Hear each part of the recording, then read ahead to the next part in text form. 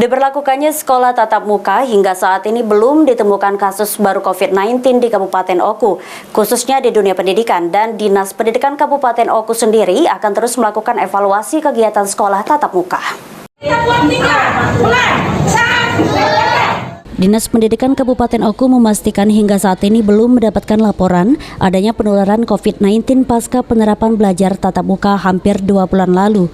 Sehingga Dinas Pendidikan Kabupaten Oku berencana akan menerapkan proses belajar tatap muka secara penuh jika status penyebaran COVID-19 di Oku turun ke level 1. Meski demikian, menurut Kepala Dinas Pendidikan kepada orang tua siswa untuk memberikan arahan kepada siswa didik dari rumah agar tetap menerapkan protokol kesehatan saat belajar tatap muka. Dinas Pendidikan Oku juga terus mengevaluasi kegiatan belajar offline, terutama merubah pola pergantian sesi jam masuk kelas karena pada jam tersebut banyak terjadi penumpukan siswa. Dan juga pihak sekolah harus lebih teliti melihat siswa yang tidak mengenakan masker. Hasil laporan dari kepala sekolah juga sampai saat ini belum ditemukan kasus COVID-19 yang ada di sekolah. Jadi kami secara seminggu sekali kami adakan rapat melalui virtual kepada kepala sekolah itu. Kami minta laporan apa yang terjadi kondisi dan keadaan di sekolah masing-masing. Dan alhamdulillah sampai hari ini, kami ulangi lagi, sampai hari ini belum ditemukan ada klaster baru di sekolah atau belum ditemukan anak yang menderita sakit yang menunjukkan gejala COVID-19.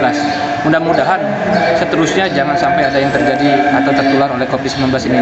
Dan kami sudah berkoordinasi juga dengan tim Satgas Covid Kabupaten Oku untuk melakukan monitoring apabila nantinya dalam pengawasan terdapat ataupun ada klaster baru ataupun ada anak-anak yang menunjukkan gejala yang seperti gejala COVID-19. Dan alhamdulillah sekali lagi kami tegaskan dan kami beritahukan sampai hari ini kami belum mendapat laporan adanya klaster baru di seluruh satuan pendidikan mulai dari jam PAUD, SD dan SMP. Yang kami hormati, kami menjadi MC pada pagi hari ini tidak mengenakan masker selama.